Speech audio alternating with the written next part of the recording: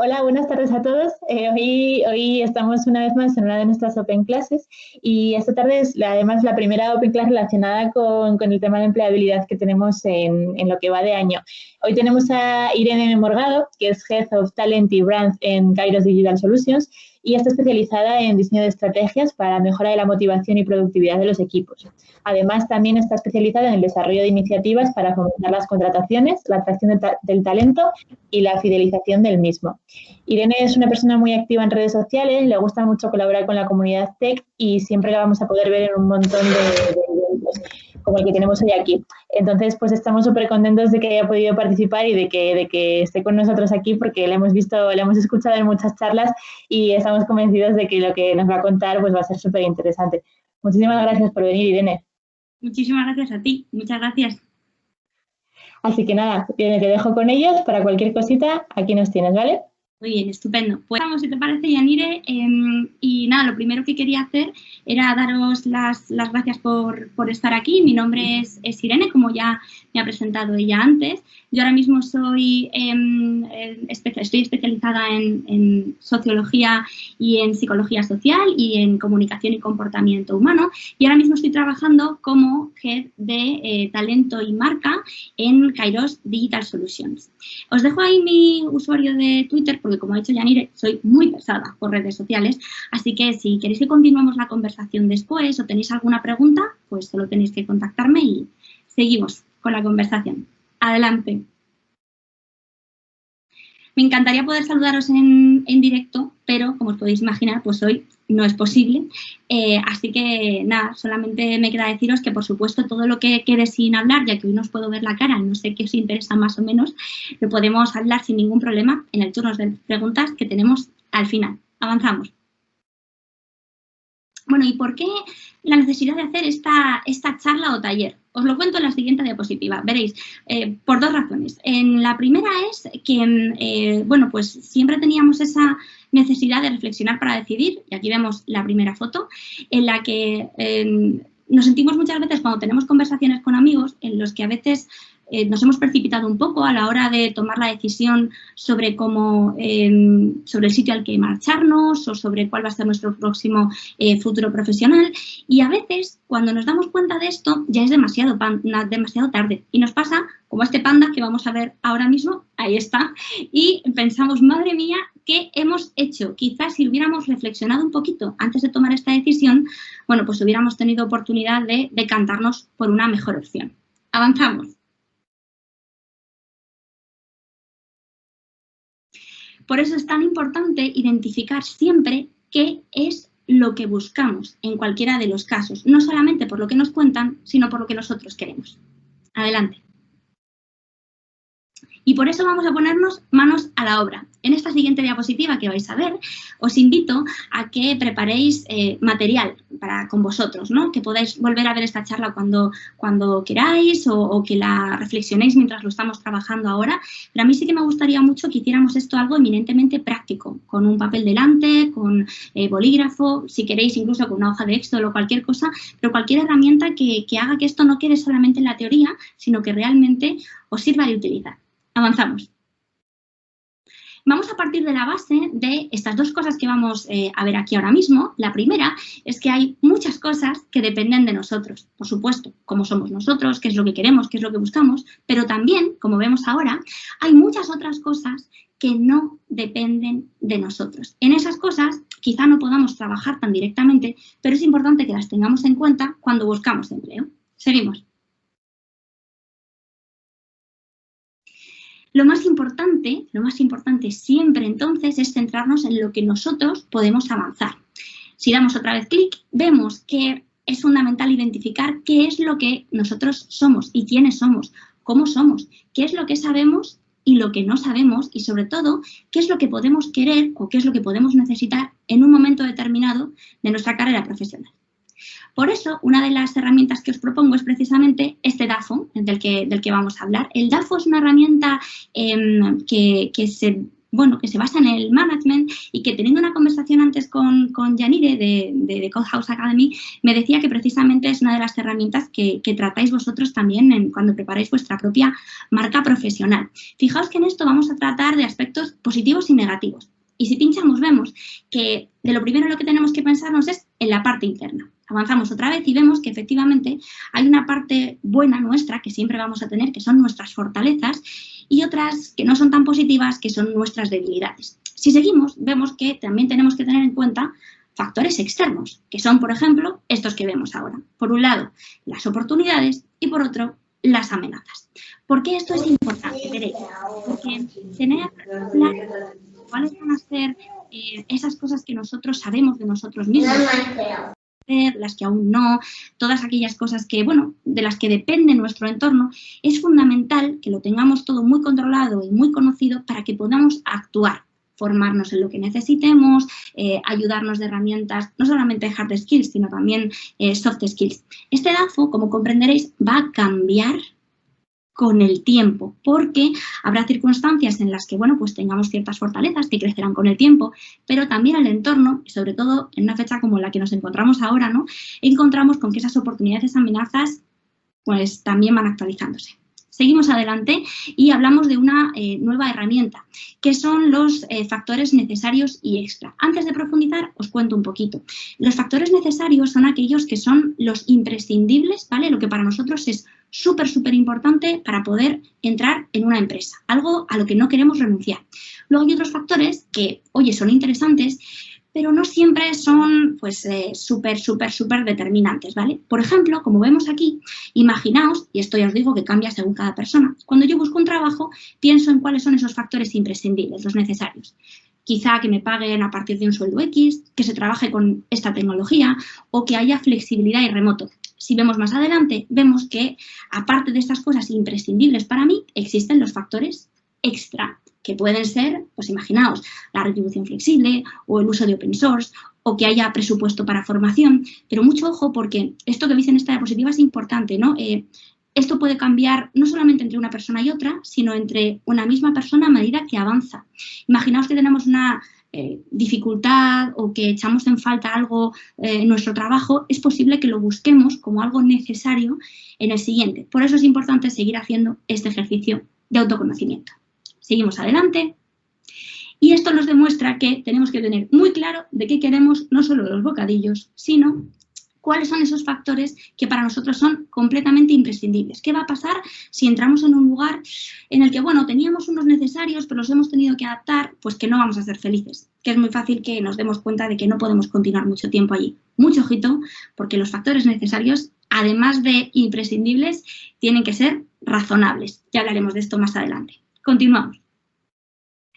En este momento toca seguir escribiendo. Ya hemos hablado de lo que somos nosotros, lo que nosotros queremos, nuestras fortalezas, nuestras debilidades, nuestro entorno, pero vamos a pararnos a pensar en esta primera búsqueda de empleo en el entorno tecnológico, o en la quinta, o en la sexta, o en la 19ª. Vamos a pararnos a pensar en qué tipo de organizaciones nos gustaría trabajar. ¿Hacia dónde queremos dirigir nuestro futuro? Lo primero que tenemos que hacer sería hacer una lista de esas organizaciones que quizás nos llamen la atención. Y yo os invito a que sobre esa lista empecéis a trabajar diferentes, notas que pongáis a cada una de ellas acerca de un checklist. Este checklist, del que vamos a hablar ahora más adelante, se basa en diferentes entornos, áreas, puntos que pueden ser interesantes para vosotros y que, yo os voy a proponer aquí unos ejemplos, pero por supuesto los podéis adaptar. Seguimos.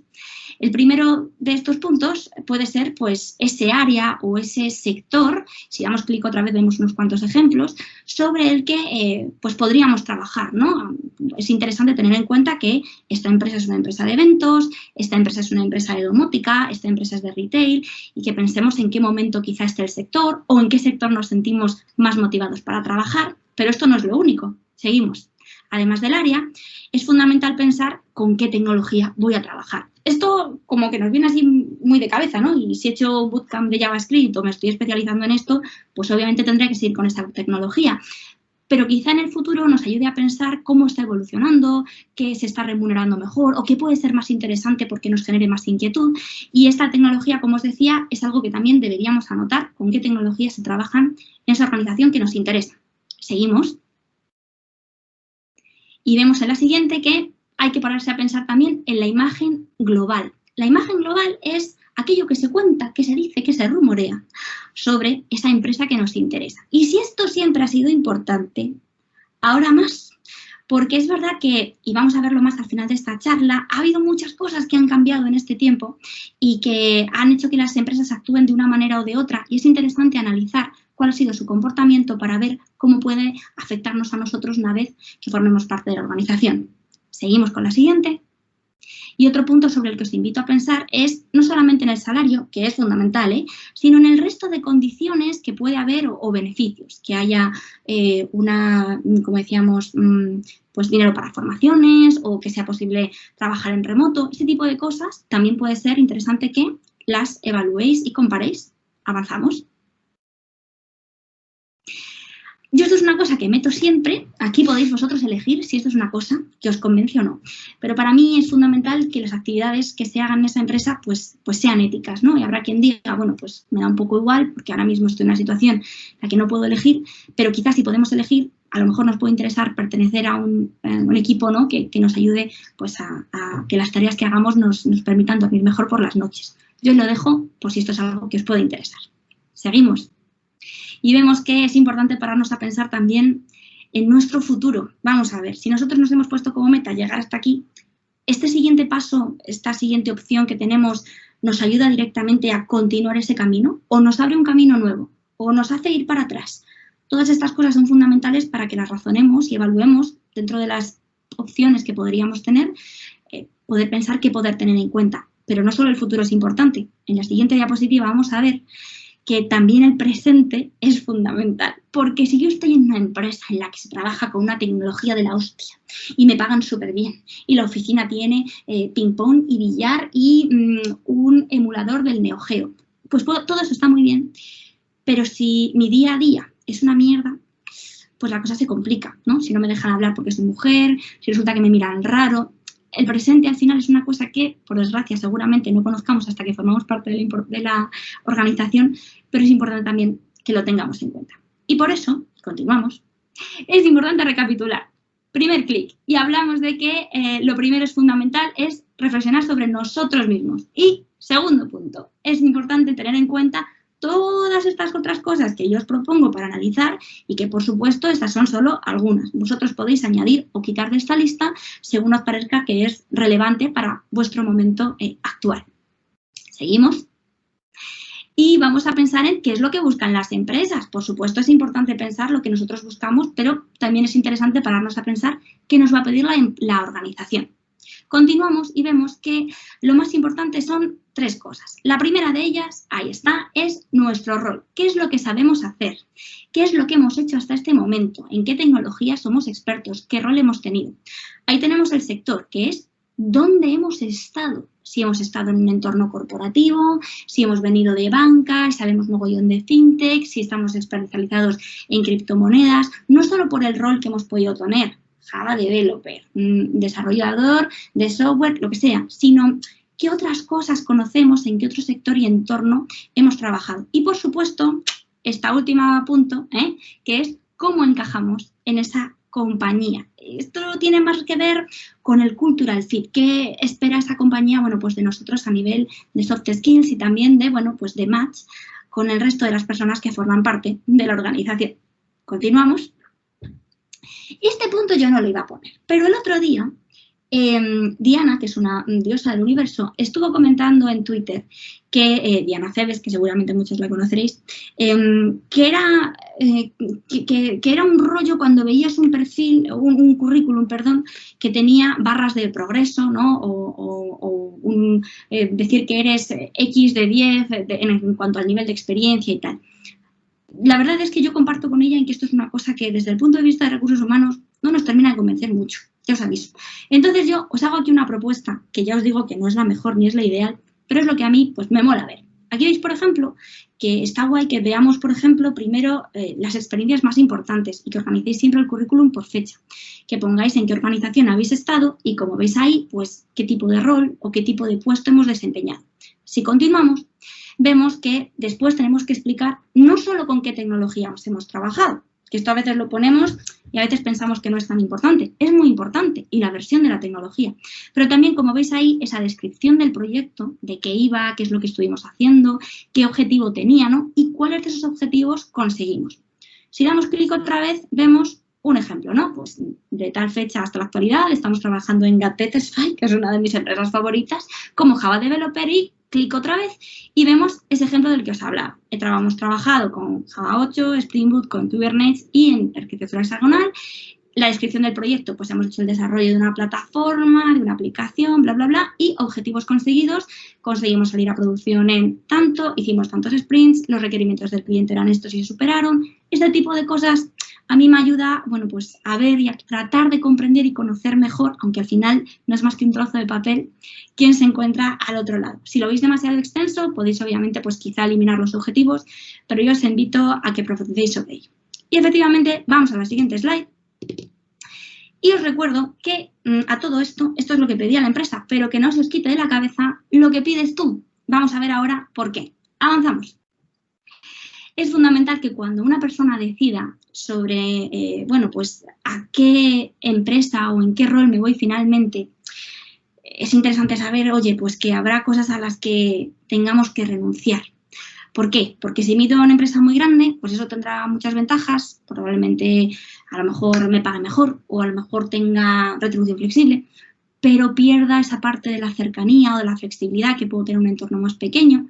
O a lo mejor al revés, me voy a una consultora, entonces pues estoy perdiendo algunas de las ventajas que podría tener trabajar en producto, pero puedo cambiar de proyecto cuando lo necesite o cuando quiera seguir aprendiendo.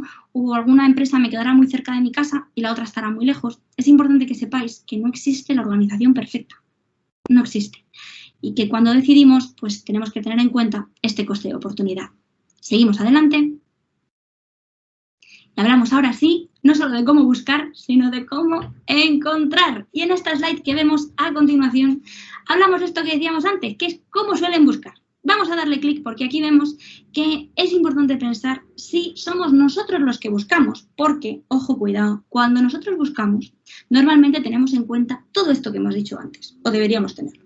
Me hago mi DAFO, qué es lo que quiero, cuáles son mis factores extra, lo tengo ahí todo en mi cabeza. Pero cuando llega ese mensaje fantástico por LinkedIn de la persona de selección y me dice, oye, que tengo un proyecto que es la hostia para ti, líderes en nuestro sector, bueno, esa parte la vamos a obviar un poquito. Oye, cuando alguien te busca a ti, tendemos a perder el foco.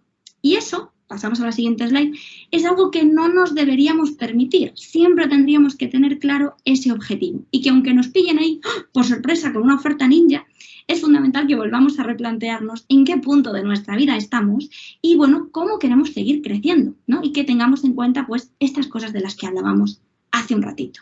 Seguimos. La primera forma de encontrar un buen trabajo o un trabajo, vamos a decir que es entrar en la página web de esa compañía. Normalmente aquí es donde vamos a encontrar todas las ofertas que están abiertas, también podemos buscar en su perfil de LinkedIn, por ejemplo, pero en la página web, además de los valores, que nos pueden también dar un poco de pista, ¿no?, de por dónde va el asunto y qué tipo de proyectos puede estar haciendo la organización, vamos a ver muchas pistas sobre las condiciones, las tecnologías, el tipo de proyectos en las ofertas. Así que id siempre a las páginas de cada una de las webs de las empresas para poder tener esta información. En redes sociales hay mucha info también. Y vais a ver aquí que es interesante, yo creo, que sigáis, por ejemplo, los perfiles de LinkedIn y Twitter de las empresas que os interesen. Ojito, no solamente el perfil de la empresa. A mí me gusta seguir también a la gente que trabaja allí, la gente de selección, la gente que, bueno, pues que podrían ser nuestros futuros jefes o compañeros, y vas viendo pues si organizan alguna cosa, si tienen un paquete de bienvenida, si hablan de alguna actividad que hayan hecho, y ya vemos tanto lo bueno como lo regular. Ya os digo yo que en Twitter que hay mucho hate, se puede hacer una valoración bastante buena, ¿no?, de lo grueso de la empresa, teniendo en cuenta los sesgos, obviamente, de cada una de las personas que vienen, ¿no? Pero esto es interesante. Avanzamos. Es importante también que tengamos estas dos cosas que vemos a continuación. La primera, eso es, si conocemos a alguien que ya trabaja en la empresa, puede ser interesante que hablemos con esos contactos, ¿no? Que podrían incluso referirnos adentro de la compañía, y alguna plataforma como esta que vemos ahora, como por ejemplo Circular, ¿no? Que es una plataforma que nos ayuda a, bueno, pues cuando entramos en un proceso de selección y no salimos seleccionados, bueno, pues nos recomiendan a otros procesos para que conozcamos otras oportunidades y pues el feedback de esa persona de selección acompaña nuestra candidatura. Ese tipo de cosas nos puede ayudar también a encontrar un mejor proyecto y conocer cómo es por dentro. Y si seguimos, vemos que los eventos, ¡ay, los eventos! ¿Dónde se han quedado? Pues también al final son útiles y lo son aunque sean online. Veis aquí el primero de ellos, que es cómo la comunidad de Open Source Weekend sigue organizando eventos los fines de semana. Siguiente clic y vemos cómo comunidades como Ladies at UX siguen organizando sus eventos online. Otro ejemplo más que sería como Codemotion, que bueno, es un evento bastante grande, ¿no? Y como muy institucionalizado, también tiene su adaptación online. Y el siguiente y último, mi querido TechFest, que tiene sacado sus nuevos Tech Days. En cualquiera de estas opciones que estáis viendo en esta pantalla, podéis seguir teniendo a la comunidad acceso, por ejemplo, a través de un Discord o de un chat o de lo que sea, para poder seguir conociendo diferentes ponentes, diferentes visiones, no solo sobre la tecnología, sino también sobre las personas, que nos pueden ayudar a encontrar un nuevo proyecto. Avanzamos, porque no solo de los eventos vive el hombre y de todas estas cosas, sino de la formación continua. Y esto se aplica a todo el mundo, amigo. Si tú lo que quieres es encontrar proyectos más adelante y seguir creciendo profesionalmente, no te puedes quedar parado. Esta formación es algo que, y pasa en todos los sectores, en tecnología quizá más, pero nos ocurre a todos. No nos podemos quedar atrás con el inglés, con algunas tecnologías, con algunas skills que son fundamentales para poder crecer. Seguimos adelante ahora sí.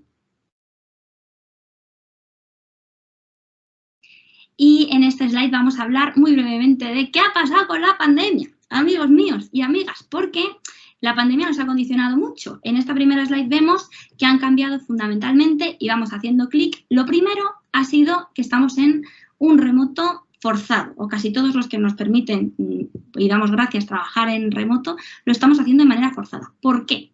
Clic. Porque todos estamos en unas condiciones con una interacción social muy limitada, tanto dentro del trabajo, pero también fuera del trabajo.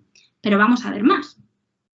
Además, ha cambiado que, primer clic, hay muchas personas, fijaos, algo que está ocurriendo ahora, pasaba más hace un par de meses, pero ahora también, y más con el nuevo año, que hay mucha gente que está cambiando no solo de compañía, sino también de proyecto, y tenemos ese miedo todos, esa presión social, ¿no? Que como que nos obliga a, bueno, pues a replantearnos muchas cosas, ¿no? A poder volver a reevaluarnos a nosotros mismos, aunque, como decíamos, no estamos en las mejores condiciones psicológicas, y es verdad, para poder hacerlo. Ya vamos acabando y hablamos ahora, en la siguiente slide, de cosas que han cambiado en los procesos de selección. Por ejemplo, este contacto limitado en las entrevistas, bueno, pues nos ha hecho que tanto los recruiters como, y recruiters que es una palabra muy fea, a mí no me gusta, las personas especialistas en selección como los propios candidatos hayamos tenido que desarrollar habilidades, que vais a ver ahora mismo, para poder seleccionar mejor, para poder tanto transmitir como para entender lo que la otra persona nos quiere transmitir, en las dos direcciones. Ahora, a continuación, vemos que las skills en remoto son importantes. Y os voy a decir una cosa, que lo voy a poner en esta imagen ahora mismo, en un momento, que es que no todo el mundo puede trabajar bien en full remote. Hay una charla buenísima de Vinco que dio en el los Tech Days, en el primero de todos, de TechFest de este año, que la tenéis en YouTube, en la que habla de las actitudes, las soft skills y los entornos idóneos para trabajar en remoto. Os la recomiendo muchísimo porque me parece muy chula. A todos nos encanta esto de trabajar en remoto forzado no, pero trabajar en remoto está bien, pero no todos podemos hacerlo, ni podemos sentirnos bien haciéndolo, y esto creo que es una muy buena recomendación. Avanzamos.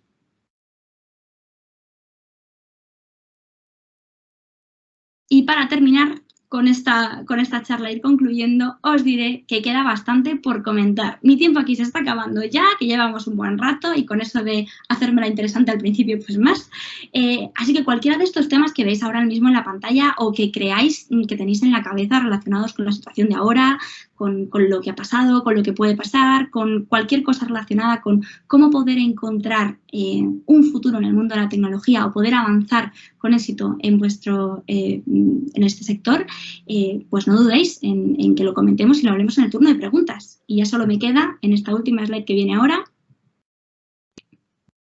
daros las gracias a todos por vuestro tiempo, recordaros mi contacto si queréis que sigamos hablando e invitaros a que si tenéis, por supuesto, cualquier pregunta, la lancéis. Muchísimas gracias.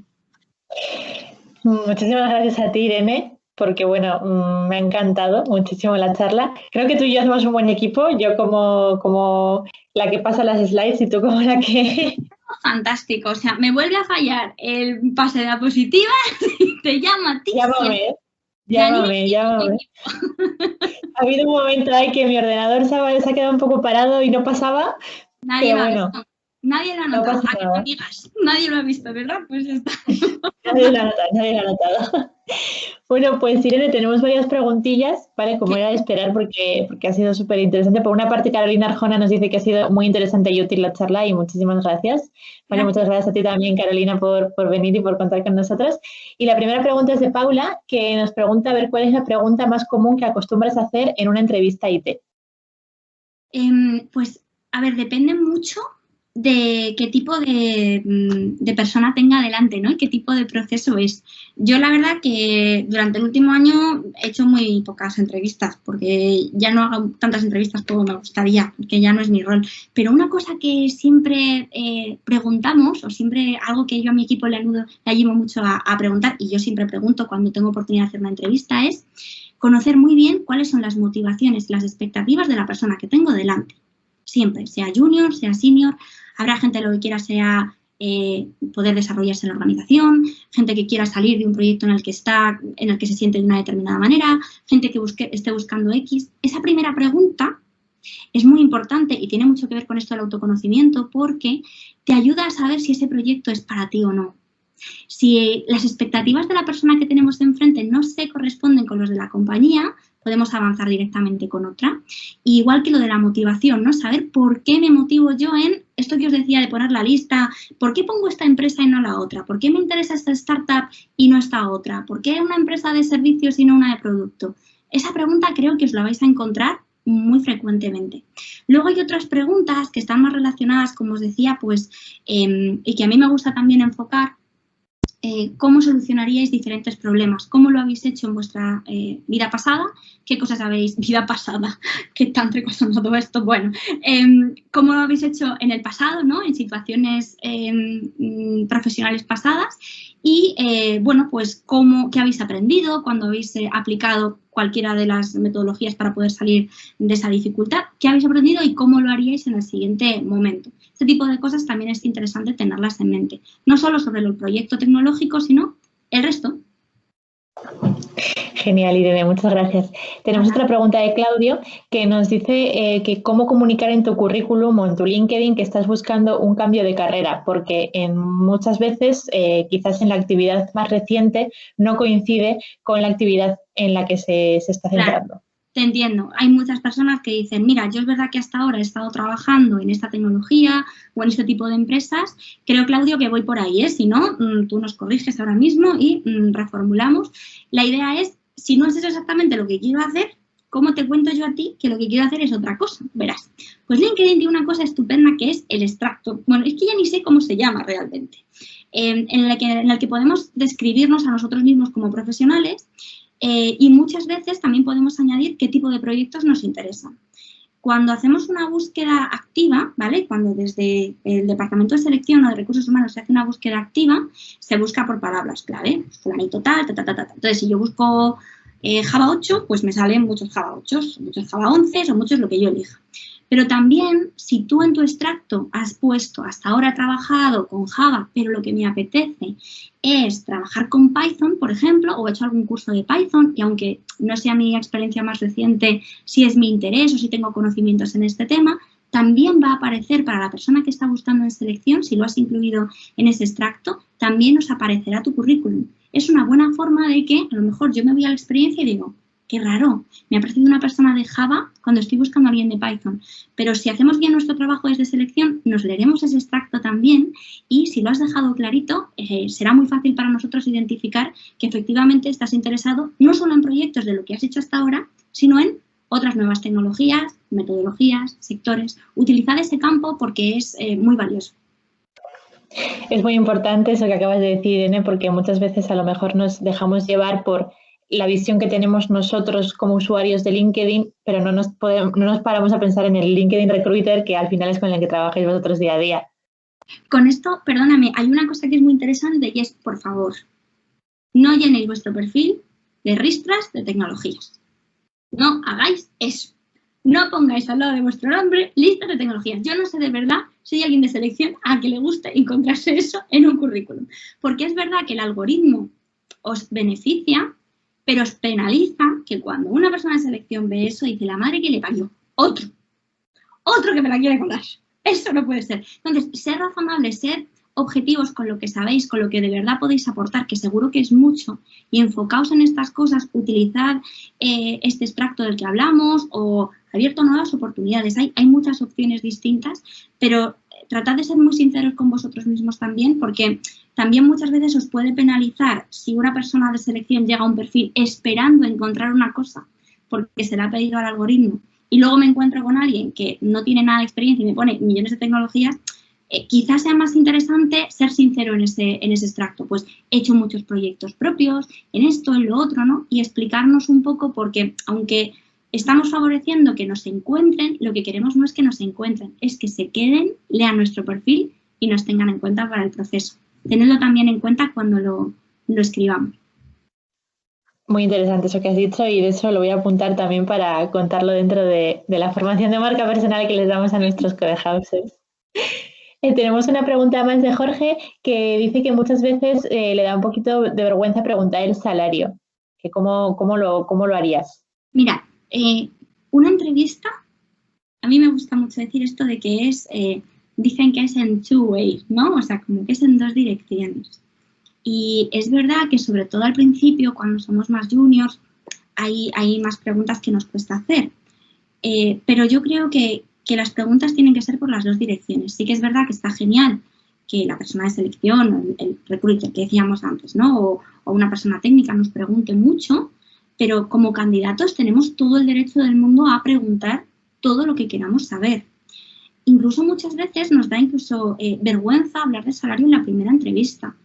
Yo os animo a que lo hagáis, porque a mí es una cosa que me gusta decir en la primera entrevista. Algunas veces, si estás buscando en un caso muy raro de un rol que nunca has tenido dentro de la empresa, que no tienes ni puñetera idea de dónde puede estar la banda salarial, pues le preguntas un poco a la gente a la expectativa para hacerte una idea de en qué punto está el mercado. Se supone que tú has tenido que hacer un ejercicio antes como para saberlo, ¿vale? Y eso proponerlo tú. Pero, Jorge, si no te lo comentan desde el principio, si no te hablan desde el principio de cuál es la horquilla salarial, no tengas ningún miedo en preguntarlo. Igual que la persona que tienes delante, el seleccionador o la seleccionadora, tiene el derecho a preguntarte a ti, porque tú entiendes las normas de una entrevista, ¿no? Sabes que te van a preguntar. Y te van a preguntar por tu experiencia, por tu conocimiento, por todo esto. Tú también puedes preguntar por las condiciones sin ningún problema. Lo más sencillo es, puedes preguntar, bueno, ¿y qué rango salarial tenéis pensado para este rol o para roles similares con personas que ya estén dentro de la compañía? ¿En qué franjas más o menos os movéis, ¿no? ¿Cuánto soléis pagar para este rol?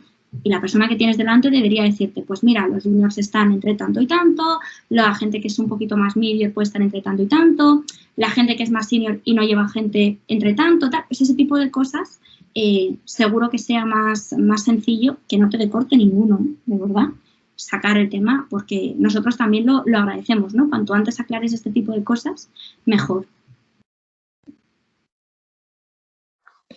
Muchas gracias, Jorge, también por la pregunta, porque seguramente es una pregunta que se haya hecho mucha gente durante mucho tiempo.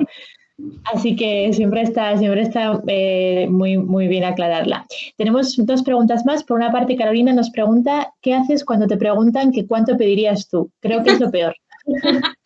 Pues mira, aquí esto es un acto de fe. y os voy a decir una cosa. A mí me pasa muchas veces que cuando yo le pregunto, o le preguntaba, o le pregunto a un candidato o a una candidata, yo tengo delante a la persona y le digo, ¿y en cuánto estás? Pues yo sé que me va a decir 5.000 más de lo que está. Y yo sé que mi tarea es ofrecerle 2.000, 3.000 o 5.000 más de lo que está. Entonces esto es un acto de fe.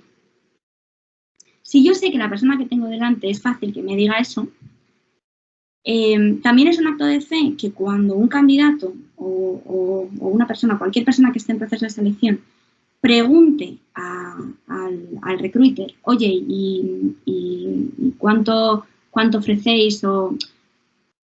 A mí me duele mucho cuando una empresa pregunta ¿cuánto pedirías tú para ofrecer eso o menos? A mí me da mucha rabia. Yo soy muy consciente de que hay personas que cuando son candidatas hacen trampa, a ver si hay suerte, y también habrá empresas, no os digo yo, que hagan trampa a ver si hay suerte. Te preguntan a ver si hay suerte y puedes entrar por debajo. Pero es una gilipollez. Porque cuando tú estés dentro, vas a saber lo que cobran tus compañeros en algún momento. Eso va a pasar. Cuando tú hables con tus compañeros, lo vas a saber también. Entonces, que no os dé miedo decir cuánto pedirías si realmente sabéis cuánto vale vuestro trabajo y no os da miedo decirlo. Pero si no os sentís cómodos con eso, lo que podéis responder directamente es, bueno, lo de cuánto pedirías tú depende del rol, depende de las responsabilidades que me des, depende de cuáles sean las condiciones. Entonces, si quieres, avanzamos un poco más en el proceso y con eso lo podemos saber.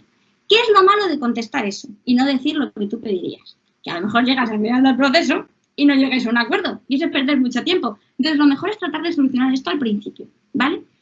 Tú preguntar siempre, pues, cuánto ofrecéis y si la otra persona te pregunta cuánto pides, pues, amigo, yo sería franca.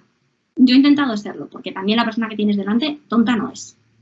Entonces, hay que tratar de encontrar ese equilibrio, ¿no? entre las dos cosas. Yo he tenido candidatas que han sido súper sinceras conmigo y candidatos también, y otras personas que sabes perfectamente que se están tirando el pisto. Entonces, pero pasa igual con las compañías. O sea, he conocido empresas que dicen, bueno, pues mira a ver cuánto te dice, a ver si es suerte y podemos ajustar un poco más. Y me parece una mala práctica por los dos lados. Así que tened muy en cuenta y conocer bien el mercado antes de dar una respuesta a este tipo para que nadie os tome el pelo y podáis realmente pedir lo que merecéis, lo que esperáis y al mismo tiempo, bueno, pues pedir explicaciones al otro lado para conocer cuáles son sus rangos. Otra de las preguntas que nos hace Alfredo es que dice que están apareciendo nuevos perfiles, pero cuando vemos la descripción del puesto están pidiendo 3 años de experiencia. No hay mucha gente que tenga esta experiencia. Entonces, él pregunta que si nosotros llevamos tanto tiempo, ¿debemos aplicar por ese puesto?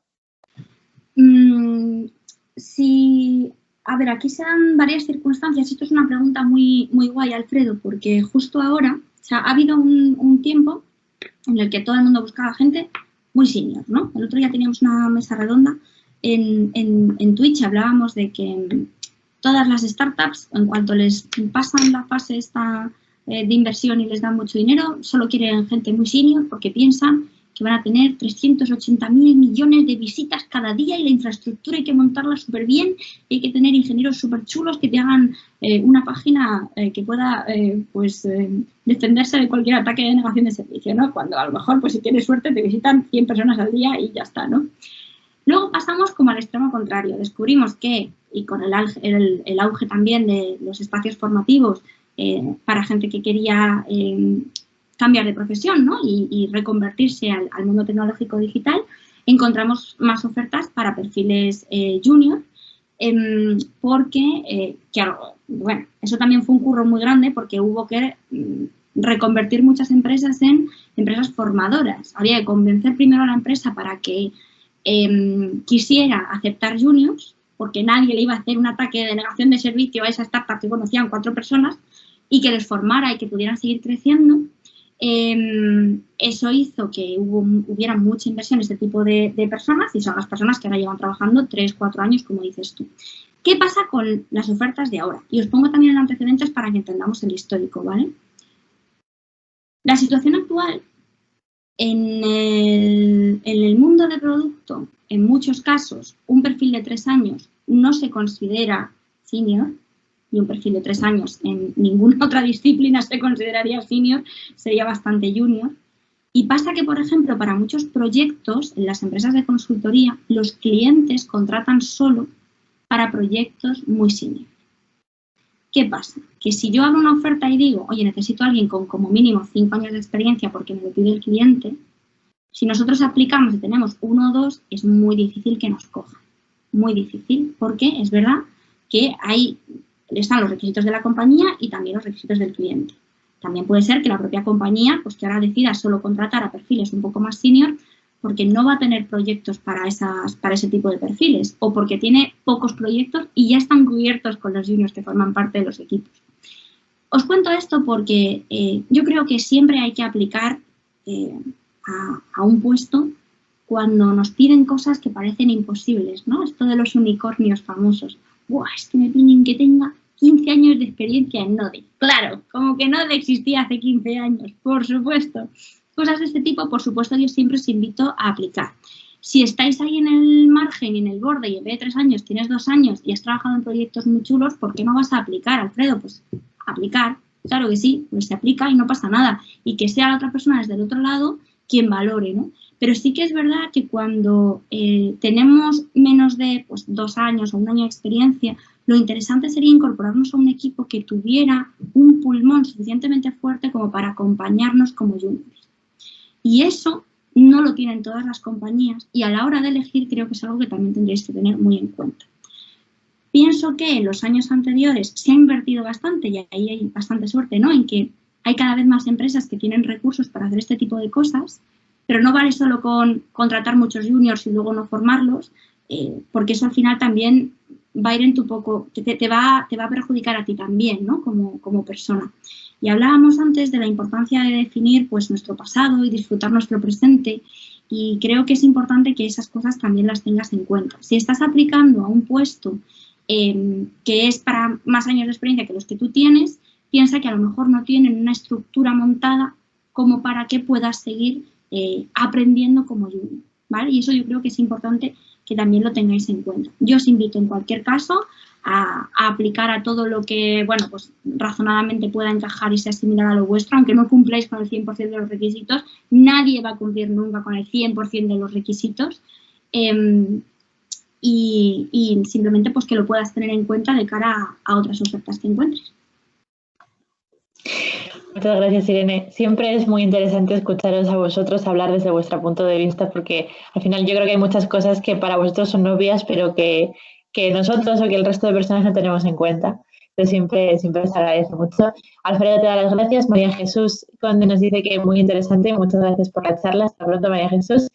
Y bueno, chicos, pues vamos a ver si os animáis a hacer alguna de las últimas preguntas. Y bueno, yo por mi parte, Irene, ya te digo, estoy muy contenta de haberte tenido aquí, de haberte podido ayudar y de que finalmente haya podido salir el webinar bien. Hemos podido ahí suplir la torpeza. Efectivamente. Los permisos que le doy yo a Teams para que podamos volver a compartir pantalla, pero si no, me siento muy tranquila si estás al otro lado, Irene. Me has ayudado mucho. Me alegro mucho, me alegro de haberte ayudado y de que haya podido salir todo bien porque hubiese sido una pena además con las slides tan chulas que tenías. Y bueno, pues muchísimas gracias, Irene. Ya parece que has respondido a todas las preguntas de nuestro público. Muchas gracias, de verdad. Yo ya he cogido algunas ideas para contarle a los Codehausers cuando tenga sesión de marca personal con ellos. Estupendo. Así que vamos, ten en cuenta que te lo agradeceré también delante de ellos. Y bueno, espero verte pronto alguna vez con nosotros o en algún otro evento. Ojalá que dentro de poco esto esté un poco más tranquilo y en vez de vernos así, que esto es un rollazo, podamos encontrarnos en otras circunstancias y poder daros a todos y saludaros y conoceros. A ver si hay suerte, esperemos que sí. Muchísimas gracias, Irene, muchísimas gracias a todos por estar esta tarde con nosotros y nos vemos en la siguiente. Gracias a todos. Hasta luego. Adiós. Hasta luego. Chao.